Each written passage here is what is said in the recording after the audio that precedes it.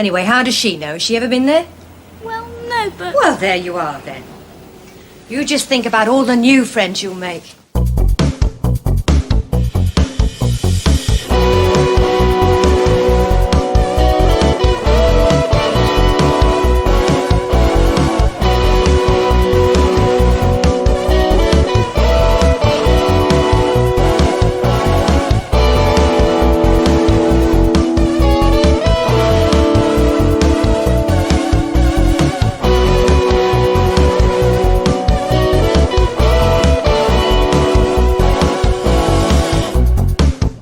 Welcome to Serial Viewing, our 23rd episode, and this week we are watching Grange Hill, a classic UK show, Grange Hill, which ran from 1978 to 2008 for 31 series, containing a whopping 601 episodes, which included 2 specials. Grange Hill dealt with the lives of the staff and pupils of Grange Hill Comprehensive School and broke new ground for children's programming with hard-hitting storylines not seen in children's dramas up to the time. It included topics such as racism, drugs, teenage pregnancy, HIV/AIDS, homosexuality, knife crime, homelessness, rape, divorce, cancer, gun crime, child abuse and death. You know, your average, typical, fun children's television show. Hello, Jeremy. What's up? Hello, Jennifer. Hello. Now, I'm fairly certain that this is going to be new for one of us, as it usually is, to be honest. Usually. So, Series 1, Episode 1, first shown on the 8th of February 1978. So I would have been about 3. The new school looks intimidating to Justin Bennett and Judy Preston. Trisha Yates makes it clear that she's not putting up with any nonsense from Tucker Jenkins, and Ann Wilson has some difficulty finding the school at all. Not a lot happened in the first episode, but it was an introductory episode, and it was a wonderful time travel back to the 70s. This was one of my choices, which I specifically chose because it is such a fundamental part of children's television programming in the UK. Even though I didn't actually like it at the time, I have a feeling that after watching this, if I went back and watched it, I'd really enjoy it. Jennifer, I know you remember Grange Hill. Yes. Yeah.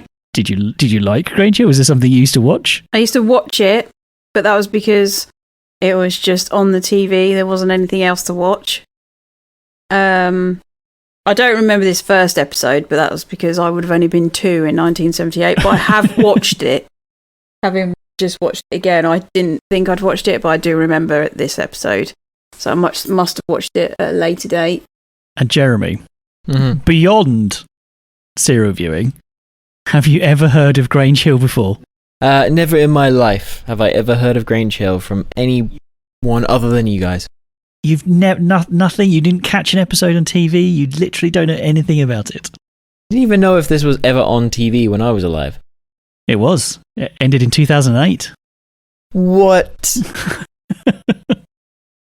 This is easily the longest running TV show we've watched so far at 30 years. Mm-hmm. Well, I don't quite understand how it survived the test of time. If it was all like this. It wasn't always like this. No.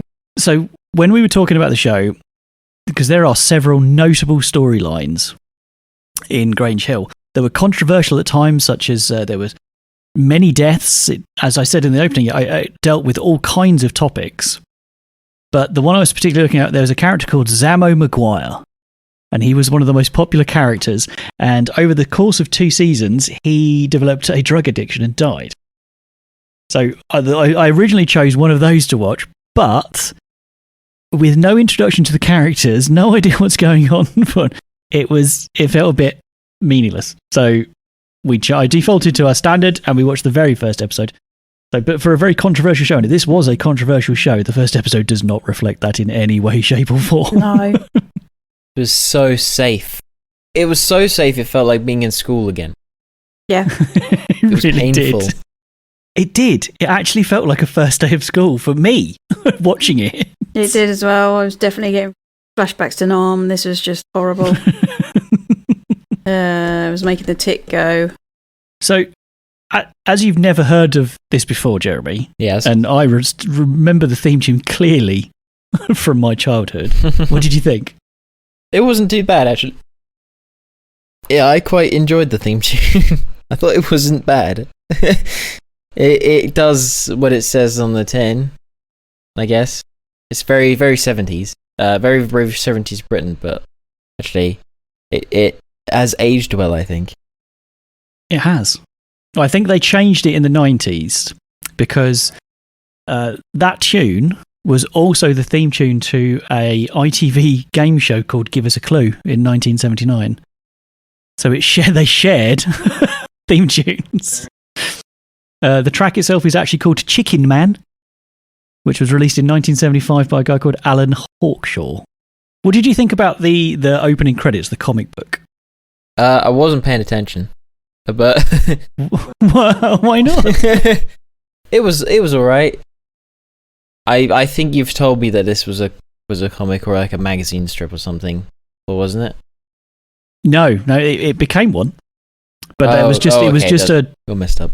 It was just a device to appeal to the youth. Fair enough. Yeah, I mean, I guess it is.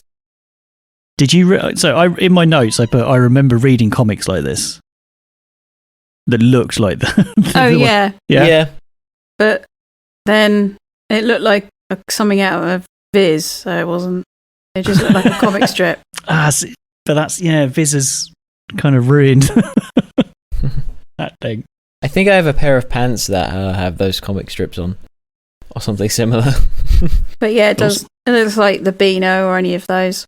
It's like old school comic strip, not Marvel or DC comic. Even old school versions like them. Like it's very, very classic styled. Yeah. So, did this resonate for you, Jeremy, as a first day of school? Yeah, I mean, it felt like it. It felt like a first day of school. It was a bit long-winded.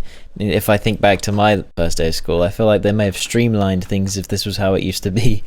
Because just reading out everybody's name, she must get tired and need a glass of water halfway through that.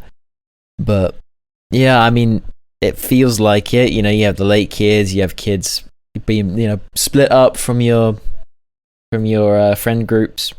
Mm-hmm. That kid that is definitely gonna have a certain disdain for authority when he grows up. Oh, Tucker. No. Tucker. The one that was in trouble from the start. Peter Jenkins. Peter Jenkins. Tucker. Who's Tucker? That's his nickname, Tucker. That's his nickname. So Tucker was one of the show's most iconic characters and got a spin-off. Yep. Really? Yep. Yeah. He got his own TV show called Tucker's Luck. Do you remember what year that came out? No. 1983. It followed him and his mates after he left school. Right. And trying to get a job and stuff like that. So it was a continuation of the youth programming, but he was a very, very popular character. And I didn't realise he was in it from the very start. Yeah. But yes, he does. They set him up straight away as he's going to be a troublemaker. Yeah, but some of it's not even his fault. They even forget who he is, or they don't even have. Well, he's not supposed to be there. The registry. Mm-hmm. It's not very fair. Well, It did make me laugh. But he is a little shit. Yeah, he is. So you and I, Jennifer and I, we went to the same secondary school when we were younger. And I wrote in my notes because it really did. So this Grange Hill didn't look like my secondary school at all. And yet, it absolutely did. Yep. Yeah. But all secondary schools in the UK during the 70s, 80s and 90s all look the same. They were a mishmash of huge, great big 60s brick buildings with glass, metal buildings, some mismatched to the side. You'd have port cabins in the bottom of the field because obviously the school has got bigger, but they can't green. There was always a massive field where everybody did all of their PE. And it was to me it was very much like our school. I got it straight away. It did. Yes, but I mean it didn't look like our school, but it did look like our school. It's like they boiled down the essence of every secondary school and made Grange Hill. Even mine, though. Yeah. Mine had brand new buildings, but it still looked like you still have those really old buildings that are like old farmhouses or something that they now use, and only certain kids get to go in there for IT or something. Yep. So yes, I was impressed by the environment, the Well, it was a the school. sets, the school. It was, yes. So it's not like they made it. It was So, comprehensive in London somewhere. do you guys remember your first day at secondary school? Yes. No. Although it was something that I scrubbed from my memory. I was there. I definitely went for the first year, but I was trying to remember it. Watching this, I was trying to remember it, and I've got nothing. I cannot remember the first day. What do you remember the first day? Well, see, the one thing that like I put in my notes was the fact that most of that was listening to her read off every single person's. That's not good TV. And one of the things that I sat there and I was like, well, that's something that changed. By the time we got to school, we already knew what form we were in and where we were to go on that first day. So everybody still went to the main assembly hall. All year ones, not this stupid year 6 crap. All year ones went to the assembly hall, and then you had a quick chat. This is what's going to happen. This is what, and then you lined up and went with you already knew who your film tutor was. And then you went off to your form, and that's where. And then your first day was going through your timetable, and where everything was, and you might do a little bit of an orientation because it's massively changed for these days. You get a week before you even start of getting settled in, going into school, doing all your orientation. Everybody knows everybody who's going to be there, so you don't have that absolutely bricking it, shit scaredness first day of school. First day of the first term of the first year of like secondary school, most people were in a little tiny primary school that only had, a few, even in London, a few hundred thing. And then you're going to a school that's got over 1,000 children in it. And it's just the sheer, I definitely got the sheer size of the school and the massive, how it's quite, it was the scale, the scale of it, and the fact that you were quite small, and like even the year 5s. So when she was like her sister was a year 5 and they're sitting in she obviously wasn't 16, 17, she was obviously in her 20s, but that's how they did it. But it's that size, they're little and they look like they're all wearing their mum and dad's blazers because they've got to grow into them and they've got to last them for 5 years. And then the year 5s not wearing any uniform, wearing makeup, and they're all bitches because that's how they were. Because they did bullying, and of course I remember doing the whole bullying when they did it in Grange Hill. And Justin Bennett, I remember him. As soon as I saw him, I was like, oh yeah, Justin Bennett, he's literally going to spend the next 5 years of his life being bullied mercilessly. He was the really pale child. Yes. Yes. Yeah, so... the one who came in with the Triumph. In the red car, yeah. I think he's one of the ones that died later. He doesn't die. He falls off a wall. He makes it all the way to the end. But he's the one that gets pushed in the swimming pool in the first week. They do swimming lessons. He's not the one that dies. And then he's the one that when they go on a school... no, they don't go on a school trip. They're all hanging out in a munitions dump and he falls off the wall, breaks his leg or something like that. I can't remember. Yeah. But even now, it's supposed to be... And this is... It suffered, and I think they did change it later on, but this was supposed to be an inner city school in, let's say, in London. That's what I always got, that was where it was. Mm-hmm. It was an inner city school in London, yet there was only one black kid, and it wasn't even, there was only one child of colour in those year 1s. Now that is such bullshit. Even when I went to school in the 70s, there were loads of kids of colour, and that was in a crappy little... that wasn't in London.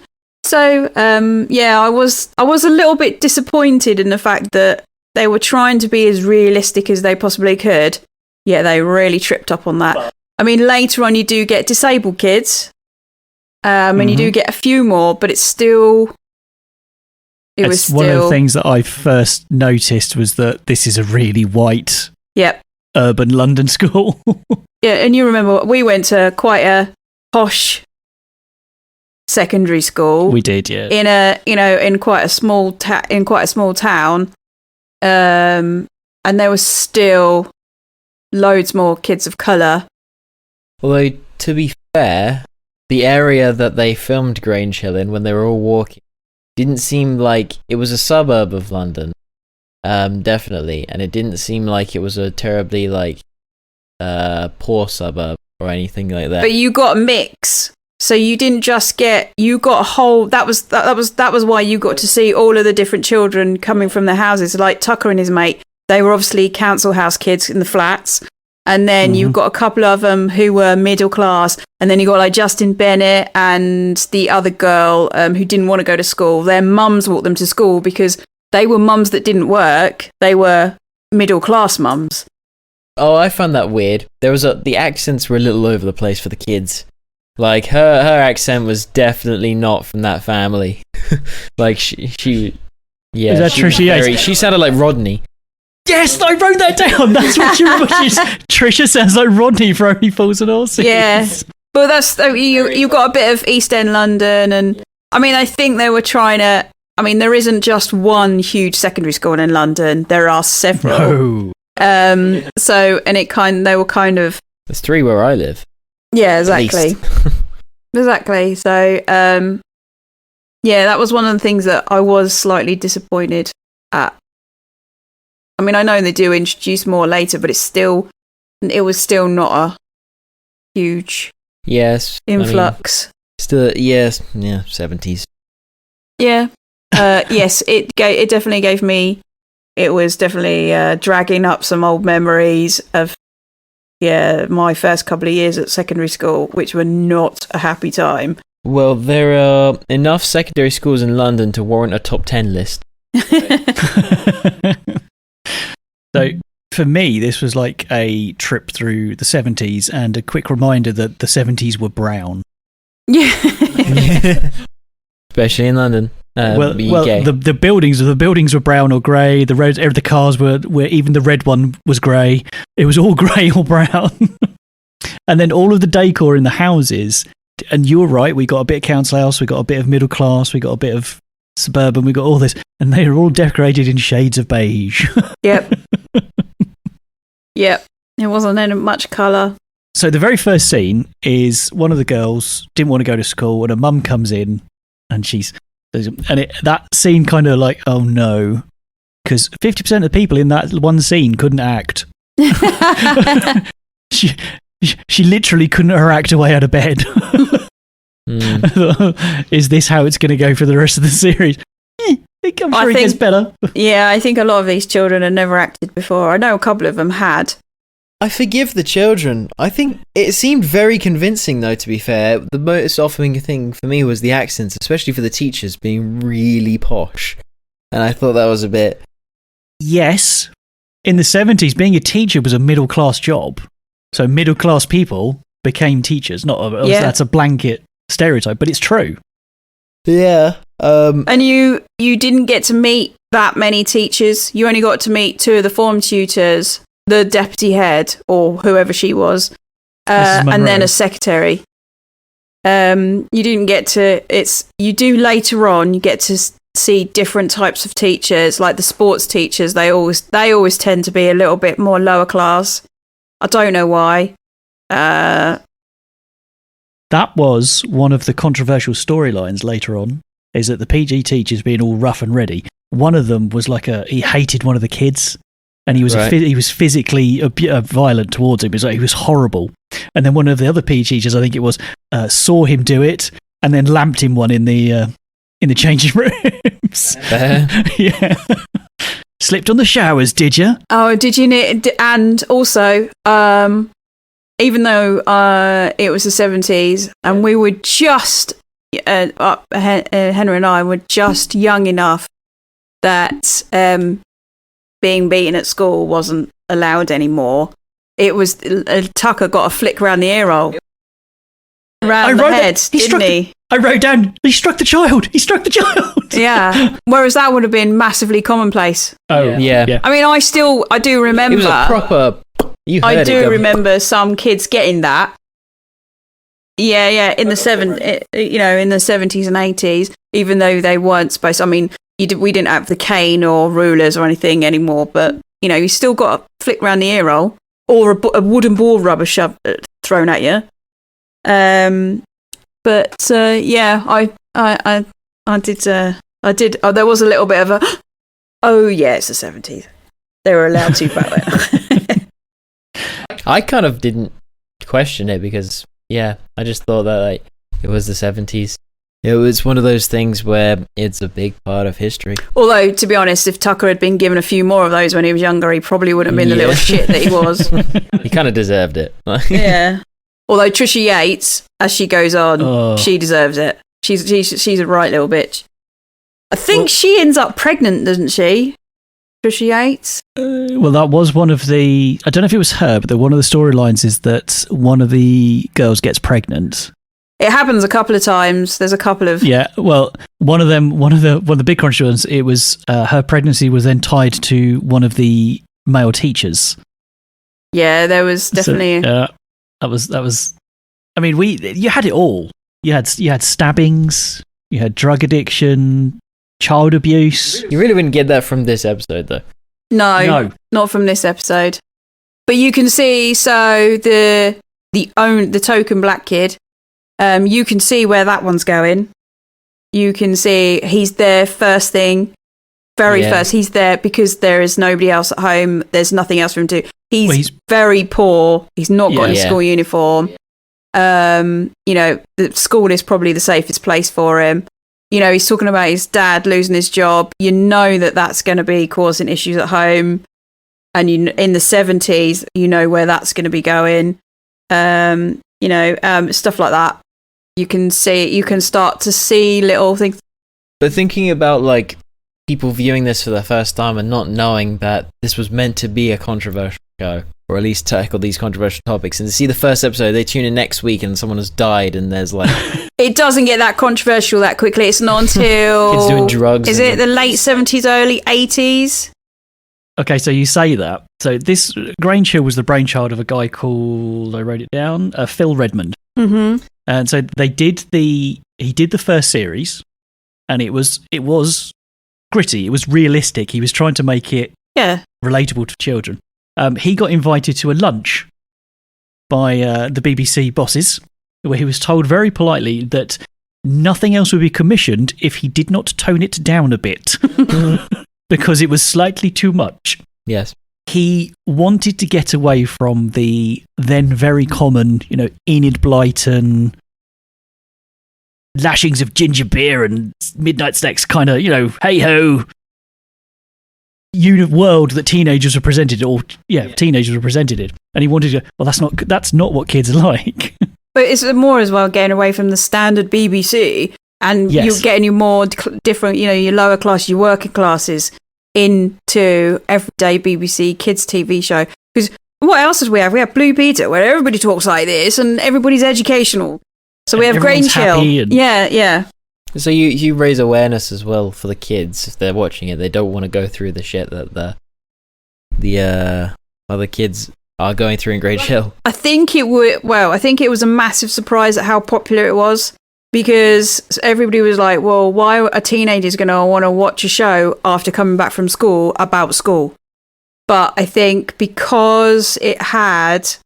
I mean, I remember quite a lot of the things that happened in Grange Hill, they did happen in our school as well. Absolutely. We definitely had pregnant pregnant teenagers. We definitely had drugs, even though the school liked to deny it. We bloody well did. We definitely had teacher-pupil relationships. We had child abuse. We had, PE department. Yeah, it wasn't just PE department. Sociology department. This is interesting because you guys describe it, you definitely know. Now, I reckon there's definitely some things like that going on, not as extreme, probably, back then because there's so many things to prevent it, and there's so many like more constrictions about when I was going. But like you say that the school wouldn't admit it.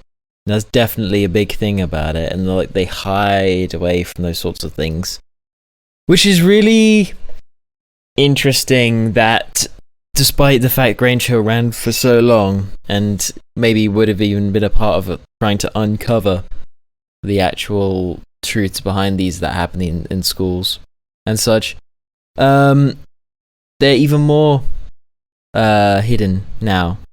The people, like the students know, they find these things out, they spread rumors and they talk about these things, but it's never ever like, you guys know for definite. Like, I don't know anything really for definite that would have happened, gone on in there, because they just hide it so well. But you have to be involved in stuff like that.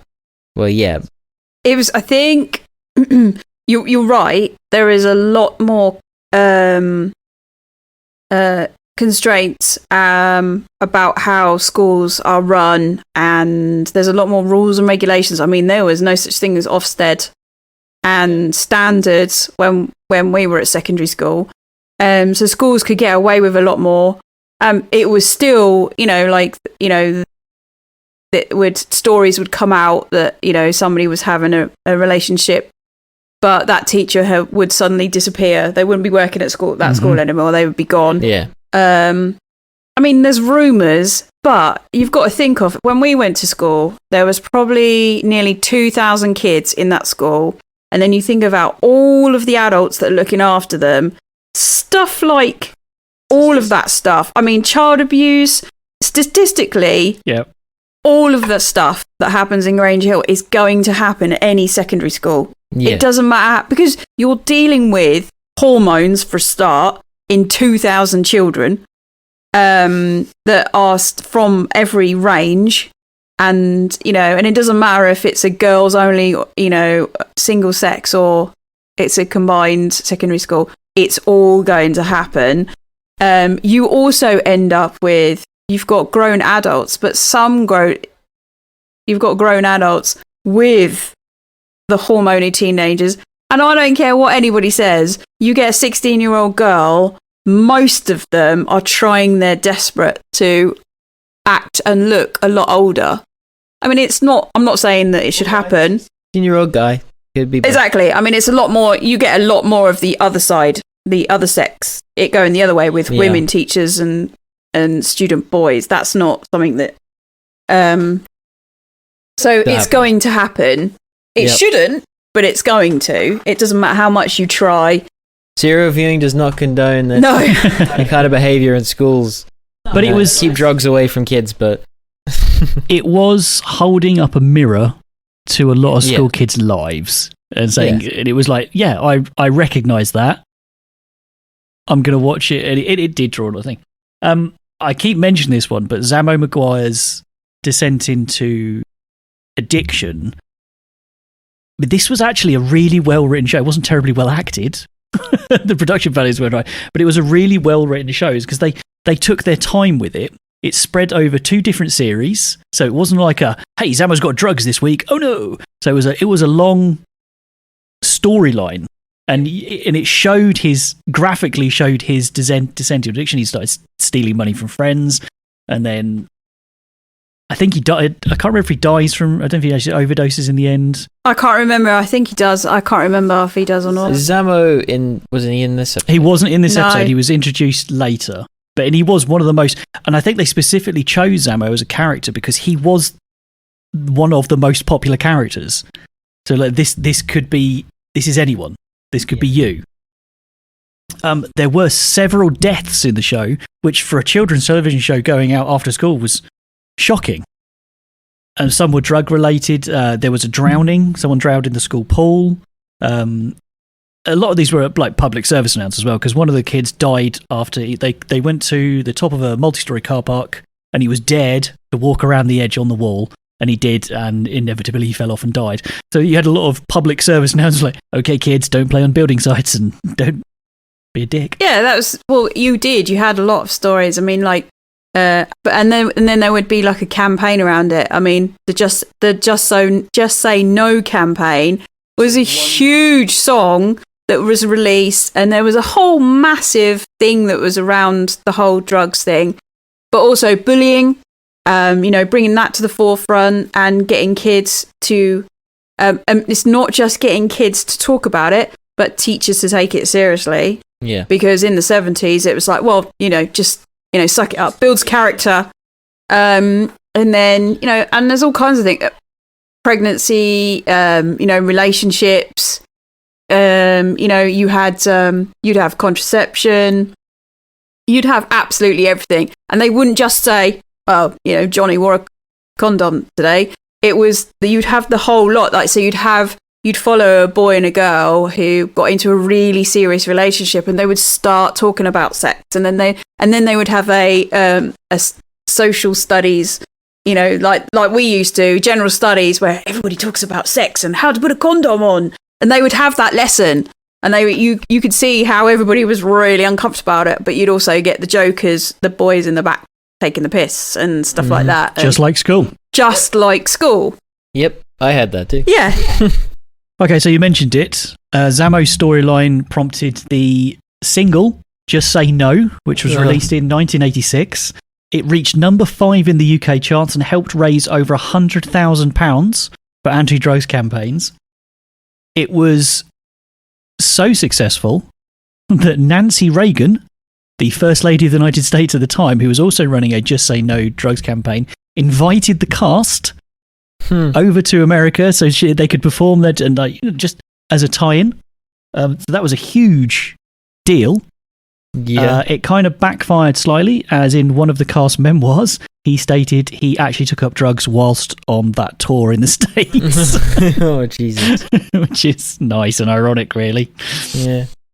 So talking about the script being well written, script editor Anthony Minghella, he worked on the series for several years during the 80s. He actually won an Oscar for Best Director for the film The English Patient in 1996. So they had proper quality writers on the show. I've never seen that movie. No, neither I. That's not my kind of movie, but it's an Oscar-winning movie. Apparently so. Absolutely. This ran for over 30 years. It lost a lot of its notoriety in the 90s, where it became a bit more, family friendly. The teachers took over a bigger part of the story, so it wasn't just about the kids. You got the teachers' lives now as well. It started struggling, and one of the things they kind of started, right, we need something to like shock this back into things. So they introduced a character called Sean Pierce, who carried a knife. We had a lot of knife crime in the 90s. He carried a knife and actually slashed one of his classmates' faces in an attack. Jeez. Another girl fell out of a burning window in a storeroom after these shenanigans. She was being bullied or something. I can't remember what it was. She fell out of a window and died in the 90s. That was a bullying storyline. The cast member, Laura Sadler, actually died 4 years later, falling out of a building. Yeah, spooky. So they tried to punch it up again. They tried to get it back to its roots, and I don't think they ever really achieved the notoriety they had in the 80s, because there was a lot socially going on. Not that there wasn't in the 90s, but it was a lot more in your face in the 80s, where you got the HIV epidemic. You've got divorce was still quite a bit of a stigma in the 80s, and that was covered. Well, the drugs in the 80s, big thing. Yeah, much more than that. In the 90s, mid-90s, they introduced 2 disabled characters, which wasn't really... I think in the mid-90s when they started a push to make it more acceptable to see disabled people on TV, because they existed and they were out there. They had someone with dwarfism and a person who suffered from cerebral palsy.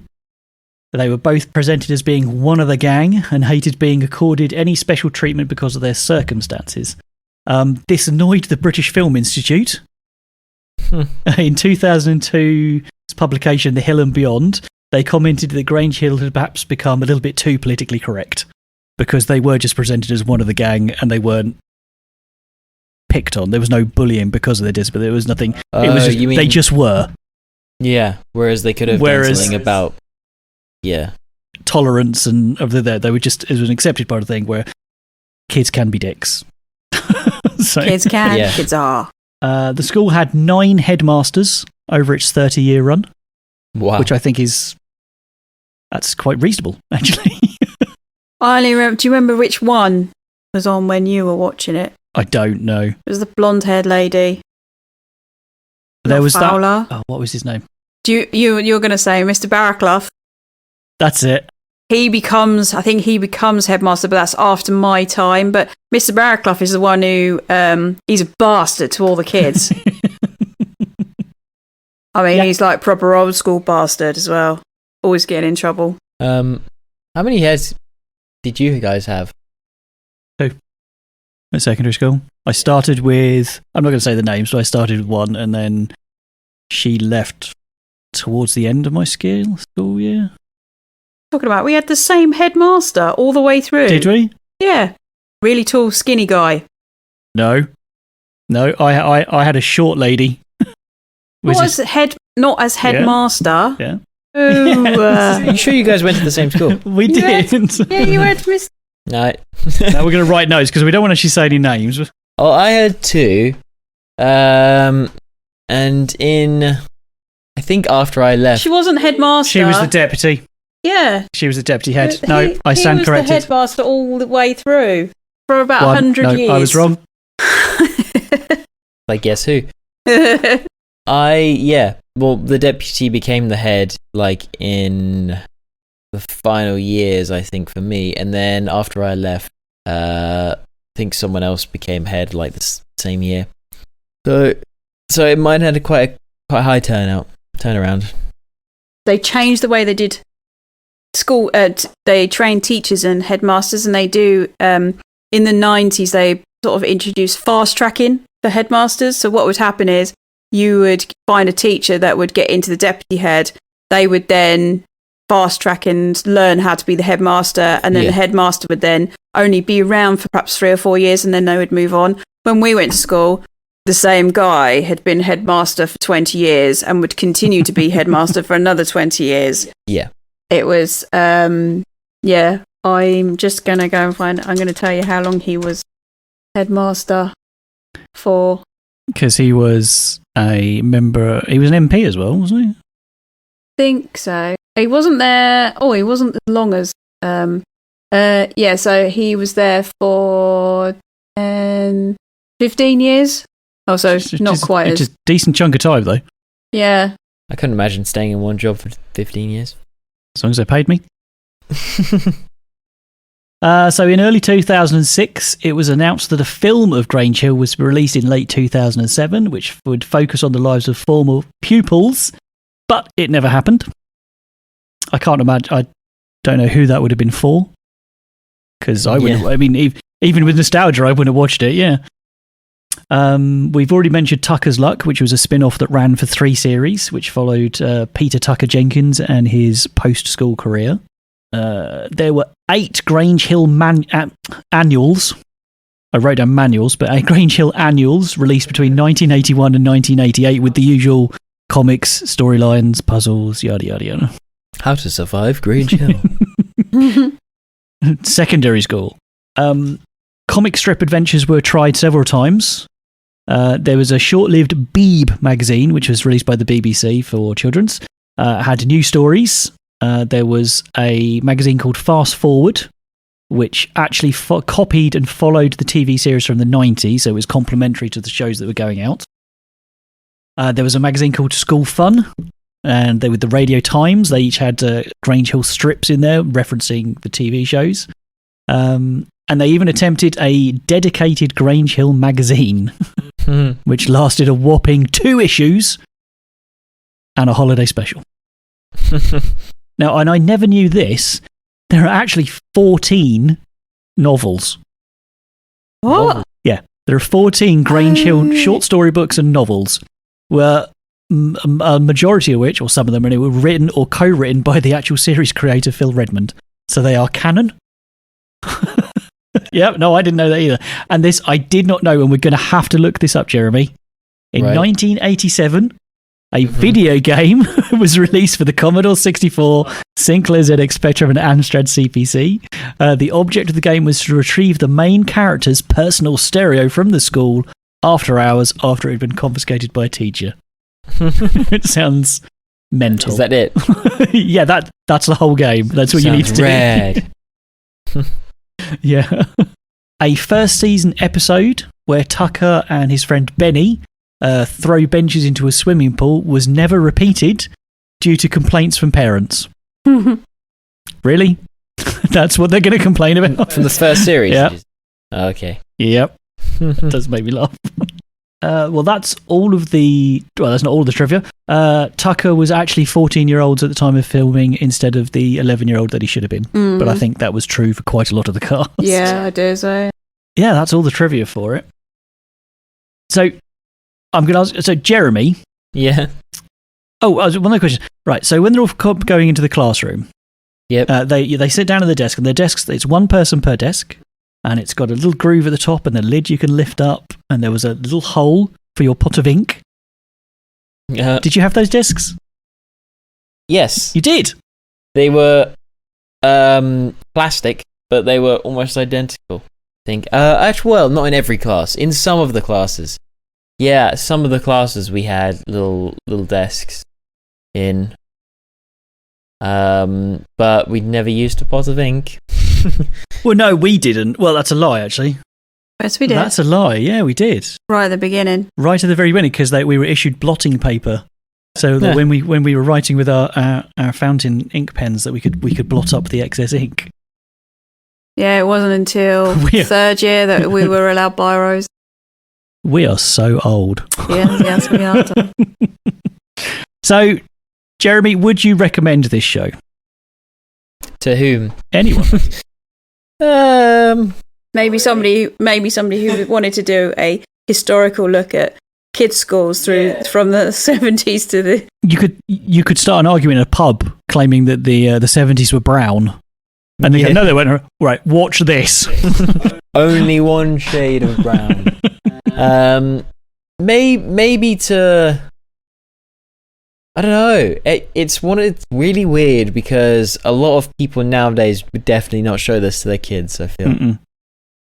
Which is very sad in my opinion. But I feel it might be interesting to watch for someone slightly older. I'm in two minds about watching anymore because this episode was really boring. See, the nostalgia value for me kept me interested. I was genuinely interested in where it was all going. Yeah, I didn't have that. Although Mrs. Munro does look like someone who eats children. Yes, she does look quite scary. But there's always one like that. So yeah, but I all of the teachers did, apart from the fun guy who was in the form tutor. So you always get that one guy. He looked really familiar. So many people got their start on British television in Grange Hill. Yeah. So is he famous? We would have to look him up. Yeah. I mean, loads of the kids went on to be in, well, the guy who plays Tucker, he was in EastEnders. A couple of other girls. The younger cast, from Grange Hill ended up in EastEnders. If you don't know what EastEnders is, it's a soap opera in the East End of London. You probably do. Well, we've got what was the name of it? Mrs. McCluskey. That's it. That was the head teacher. What was the name of the fun tutor? It wasn't Mr. Robinson. It's Mr. Mitchell. I'm going through the episodes. We will find it. Quality content right here. So, Jennifer, Mr. Mitchell. Whilst you're doing that, you have expressed a lot of negativity towards Grange Hill. Yeah. Leading up to this episode, does that negativity stand up?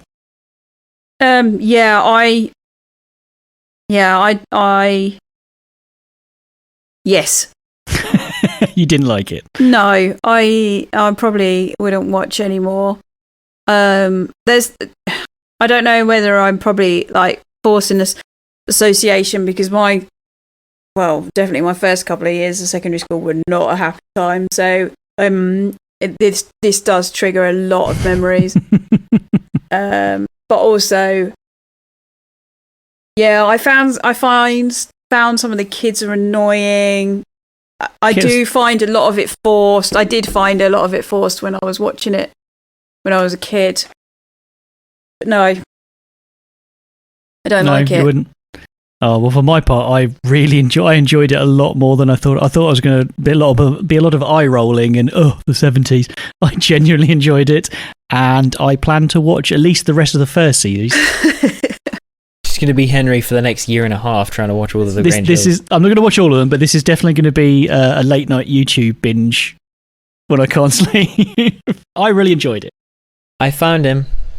Oh yeah? Yeah, so his name's Michael Percival. And I know he's that name. one of those bit part actors that's been in a lot of England. Yeah. He died in 2015. But he was in 101 Dalmatians. He was in Harry Potter as Horace Slugworth. No, that's the game. Oh, is it? Yeah, that's not... Yeah. But he is playing in that.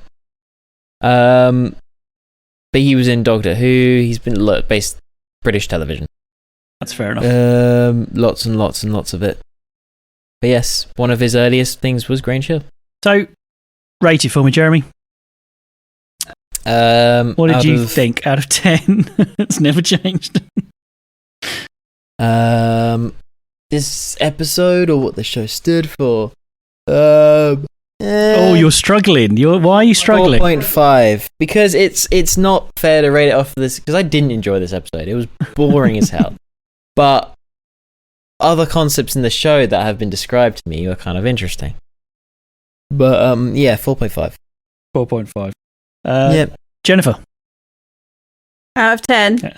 Yes, out of 10. 3. So low? You genuinely didn't like this, did you? No. Well, I think... But I can see the appeal. I can see why somebody who... Well, I think you're both smoking crack. I gave it a 7.2. I really enjoyed it. Again, I don't know why. I don't know if it was the nostalgia. I like the idea of... I think they've captured the first day of school really well. I'm interested to see... Yeah, I'm interested to see... Yes, but that isn't entertaining. No, but, well, it is, because I was entertained by it. And I'm interested to see where they... I mean, I know where Tucker ends up, but I'm interested to see Tucker and Trish's relationship, because they are antagonists throughout their entire time there, even though they both obviously fancy each other. Yeah. Probably. Yeah. So that... I never had that in school, though. I never had the thing where you hate somebody... Oh, no, you like somebody, so you hate them. I never got that. No, because that doesn't really happen. It is a movie. It's a device. It's kind of a trope. It doesn't really happen in real life. I did think this would be a good idea for a podcast. Talking about your school experiences. Like, how was school for you, and just get on guests of that. You'll probably find it quite depressing. Yeah. Well, it'd be good. That can tie into my upcoming podcasts that I haven't really developed much yet. But there you go. So thank you very much. From the past. Yeah. So a 4.9 overall for Grange Hill. Yeah, seems fair. I think it's too high. I'm surprised. Well, I am surprised it is that high. I was expecting a lower score from both of you, which is why I kind of lent in with the 7.2.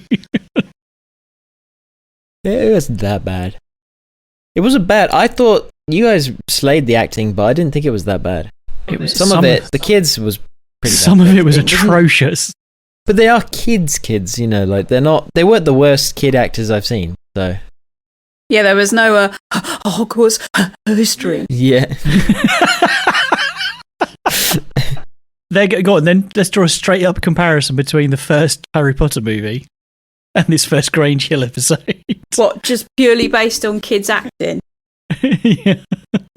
I'm a what? You're a wizard, Harry. You're a wizard, Tucker. I bloody hope not. Apparently I'm Australian. Yeah, he's Australian now. Anyway. Good thing none of them are Irish or Jamaican, eh, Jeremy?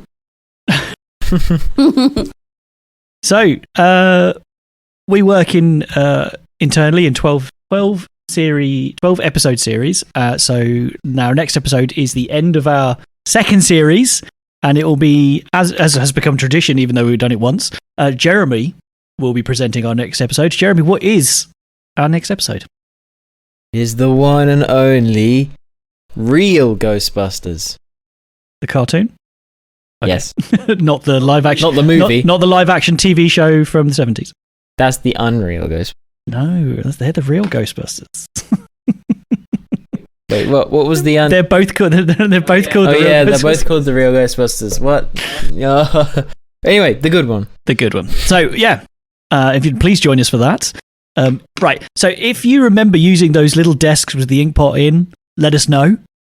Yes. If you think this is a fair representation of your first day of secondary school in the 70s, if you're in our generation, let us know. We'd love to know. What? British school. British schools. Yeah, British school.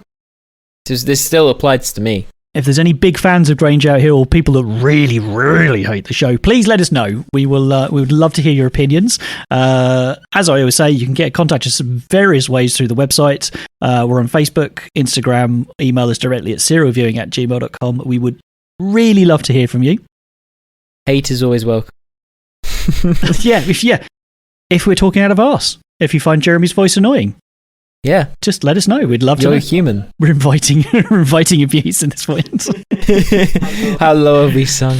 Okay, so join us next week, episode 24, The Real Ghostbusters. Thank you very much. Jennifer, goodbye. Goodbye. Bye-bye, Jeremy. Bye. Bow, bow, bow, bow.